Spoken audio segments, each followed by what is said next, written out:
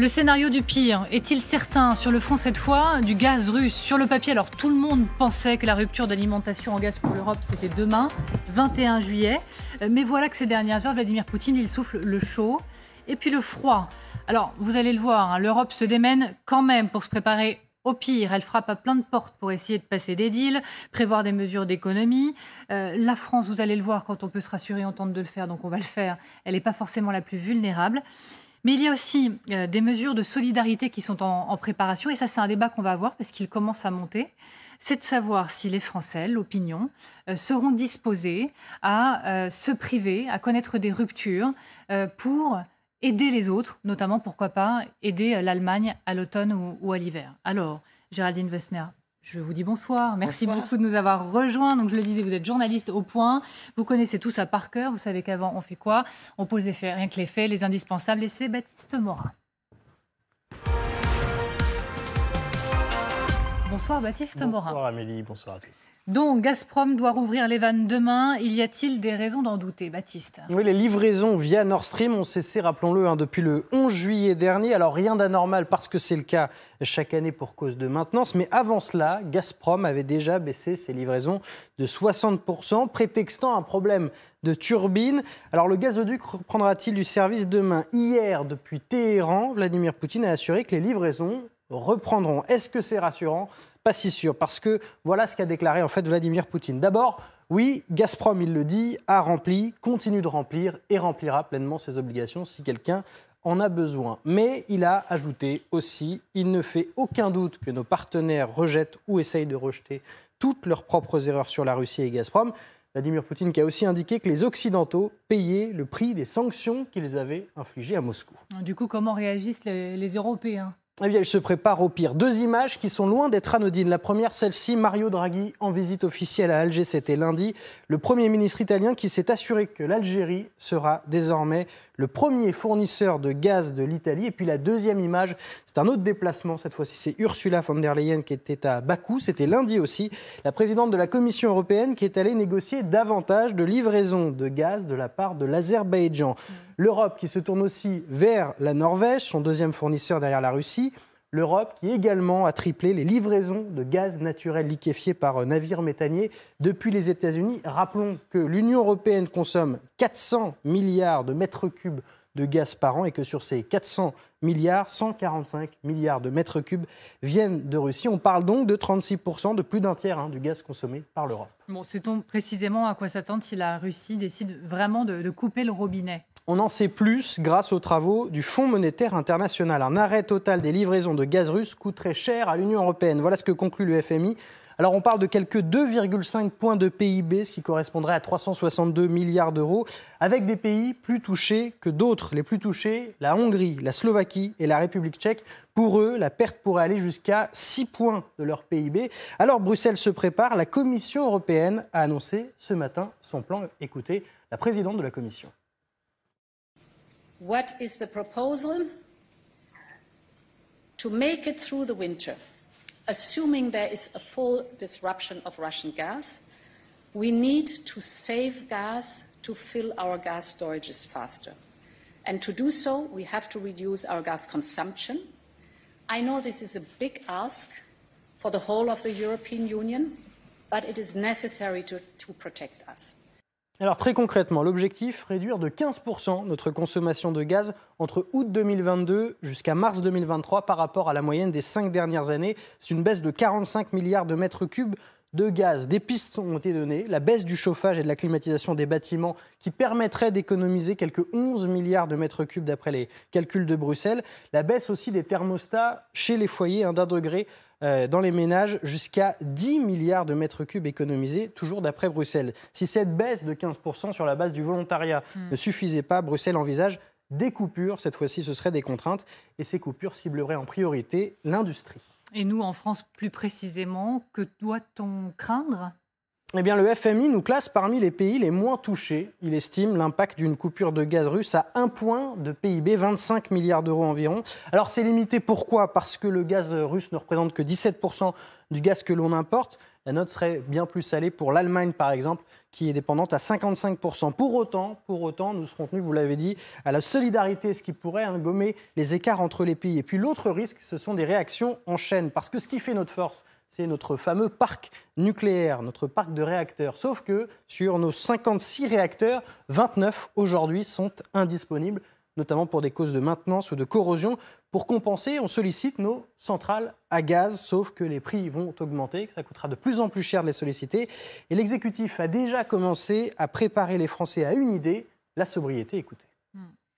Pour qu'on puisse anticiper les choses, à la fois sur la sobriété énergétique, quelles sont les consommations d'énergie auxquelles nous devons renoncer, sur la préparation des grandes industries, parce qu'il peut y avoir des sites industriels à qui nous demanderons de ralentir leur consommation d'énergie, voire d'arrêter leur consommation d'énergie pendant un certain temps. Et donc, on a besoin sur l'électricité et le gaz d'être solidaire si on veut pouvoir résister cet été, cet automne et encore plus cet hiver. Et donc, pour ça, nous, on doit faire quoi? Se préparer à une solidarité gazière, parce que d'autres pays dépendent beaucoup plus de la Russie, et si tout est coupé sur quoi nous se préparer, ils auront besoin de faire face à ce choc. Donc en effet, c'est de l'ordre de 15 à 20%. Donc c'est exactement ce sur quoi on se prépare. Alors, merci beaucoup Baptiste pour commencer. Deuxièmement, quant à la journée de demain, parce qu'on va commencer par se poser la question de savoir si coupure ou pas, il y a quand même demain du gaz russe pour l'Europe. Il y avait quelques doutes quand même dans les rangs du gouvernement à lire Le Parisien. Le Kremlin, je cite, peut tout à fait prétexter des travaux supplémentaires pour repousser encore l'échéance, qui serait une façon de réduire l'approvisionnement et de mettre toute l'Europe en difficulté sans faire de lien direct avec le conflit en Ukraine. Donc on doute encore. Je vous pose, Isabelle Lasserre, la question qui pèse très très très lourd et très très très cher. Mais est-ce que vous pensez, oui ou non, que Vladimir Poutine va couper l'alimentation en gaz russe de l'Europe demain? Je ne sais pas, mais de toute façon, peu importe qu'il la coupe demain ou pas, parce que s'il ne la coupe pas demain, il a désormais acquis le statut de fournisseur qui n'est absolument plus fiable. Et il pourra la couper à l'automne. Là, il a vraiment réussi son coup. Il a coupé quand même à un moment où les pays européens étaient en train de refaire leur stock de gaz. Donc ça divise l'Europe, ça divise les États-Unis et l'Europe.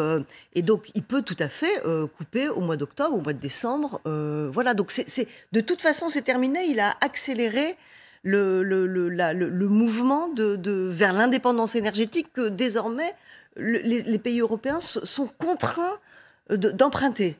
Et puis il a ce double discours, enfin il faut l'analyser ensemble à chaque fois, Irina Dmitrichine, mais en gros c'est rejeter toujours la faute sur l'Occident, comme avec le blé. Ah non mais nous on est d'accord pour continuer d'alimenter, comme Gazprom l'avait dit, il n'y a aucun souci, d'ailleurs il dit, il ne fait aucun doute que nos partenaires rejettent ou essaient de rejeter toutes leurs propres erreurs sur la Russie et sur Gazprom. Donc l'Occident, les méchants, nous on est les gentils, s'il y a un problème vous verrez avec eux, c'est ça ? Voilà, et puis il y aura toujours des gens en Occident pour dire non, mais les torts sont partagés, il faudrait peut-être, il aurait fallu ne pas provoquer la Russie, etc. Donc ce discours va essaimer quand même, peut-être pas convaincre tout le monde, mais s'aimer le doute.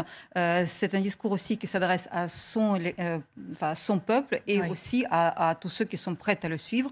Nous l'avons vu dans la crise alimentaire, les pays qui reprenaient comme Macky Sall le fait que la Russie est tout à fait d'accord d'exporter, donc faites le nécessaire. Et donc, in fine, Isabelle Lasserre qui nous dit de toute façon, il le fait maintenant ou demain. En gros, il a déjà semé la zizanie.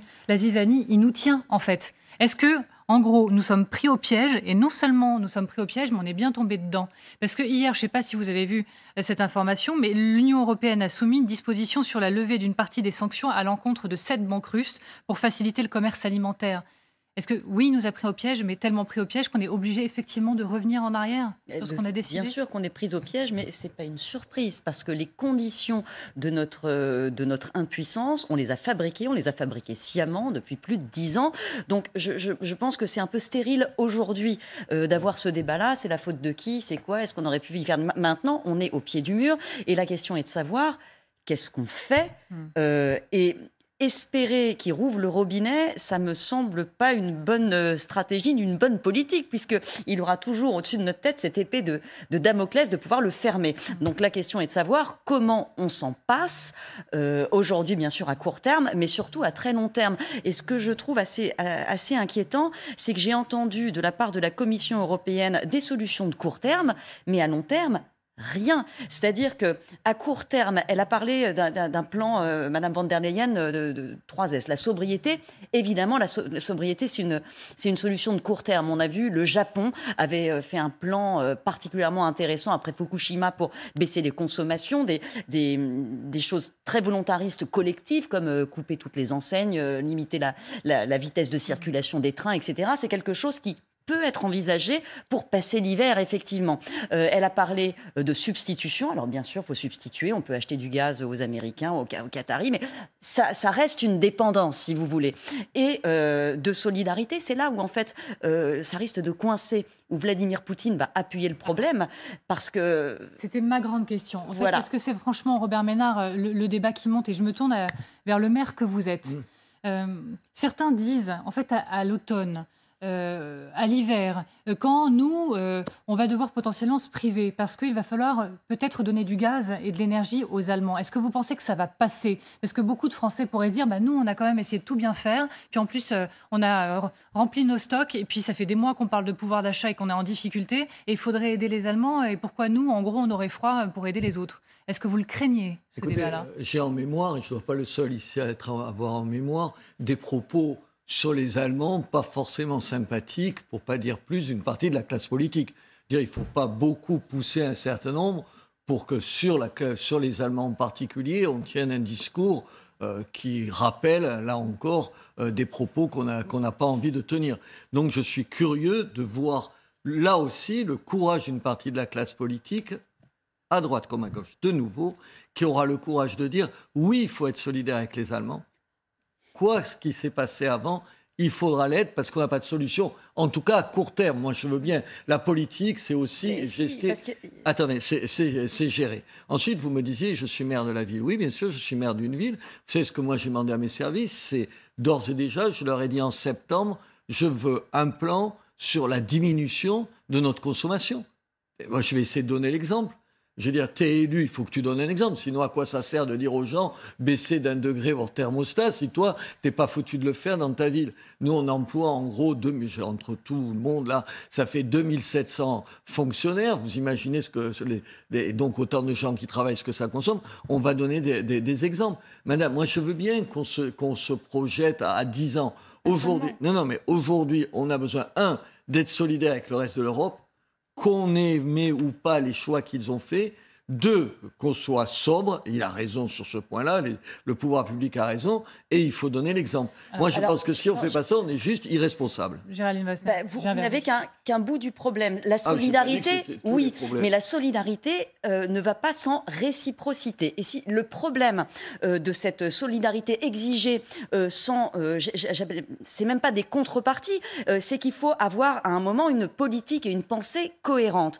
L'Allemagne, ce qu'on redoute en France et ailleurs, c'est que alors effectivement, on peut tous baisser notre température d'1 degré, mais ça ne résoudra pas le problème des industries. C'est l'industrie qui va consommer énormément de gaz. Si effectivement l'industrie allemande s'effondre parce qu'elle est obligée de fermer, ça aura des répercussions sur les entreprises françaises. On est dans une économie intégrée à marché unique, donc la solidarité va être une nécessité. Mais on ne peut pas l'offrir sans contrepartie. Et je vous rappelle que l'Allemagne vient de fermer 3 centrales nucléaires au mois de décembre dernier, qu'elle n'a pas l'intention de les rouvrir, et que le Bundestag, la coalition Vert-SPD au Bundestag allemand, a voté la semaine dernière la fermeture des 3 dernières centrales existantes et de rouvrir les centrales à charbon. Donc il y a un moment, vous montrez bien à quel point le débat est bien en train d'affleurer. Déjà, Robert Ménard, je me permets, parce que je voudrais écouter aussi vos voix. On a le temps, on va le prendre, c'est ça qui est bien.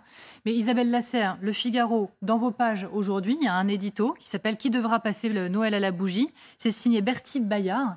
Et en fait, elle verbalise cette inquiétude qui est en train de monter. Elle dit « Demain, les Français accepteront-ils que du gaz arrivé par les terminaux tricolores soit livré à des entreprises outre-Rhin s'il nous en manque ?» On entend déjà les voix, dit-elle, s'élever dans le débat public. La grande vulnérabilité, l'Allemagne n'est-elle pas, après tout, le résultat d'une politique énergétique inconséquente et dogmatique qu'il se débrouille? Bien évidemment, l'Allemagne est responsable et même coupable dans sa dépendance énergétique vis-à-vis de Vladimir Poutine et aussi politique. Comme la Grèce était coupable pendant la crise financière de ne pas avoir payé ses impôts et d'avoir été d'un laxisme financier que tout le monde a dû compenser. Comme certains pays, pendant la crise du Covid, avaient été coupables de ne pas avoir un système de santé suffisamment allant pour pouvoir participer à la création des vaccins, etc. Les 2 fois, on a réussi à résoudre les cas. C'était d'ailleurs à chaque fois, ça a été des étapes pour l'Union européenne. Moi, je pense qu'elle n'aura pas le choix d'adapter ce principe de solidarité pour cette question particulière, parce que sinon quoi ? En fait, la tactique de Vladimir Poutine, depuis le début et sur absolument tous les sujets, c'est précisément celle-ci. C'est-à-dire, dans chaque pays européen, d'alimenter les soulèvements populaires, les gilets jaunes, etc., pour les faire se retourner contre les gouvernants. Et c'est de faire s'affronter au sein de l'Union européenne les pays européens entre eux. Et troisième étage, c'est d'essayer de provoquer une fracture entre les États-Unis et les pays européens. Donc il ne faut surtout pas, bien entendu,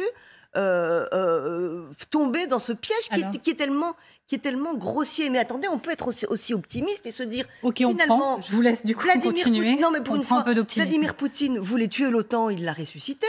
Vladimir Poutine voulait faire s'effondrer l'Union européenne. Pour l'instant, elle tient encore debout. Là, il veut séparer les États-Unis de l'Union européenne. Mais bon, alors vous direz, c'est effectivement, si on achète du gaz américain, ce sera toujours une dépendance.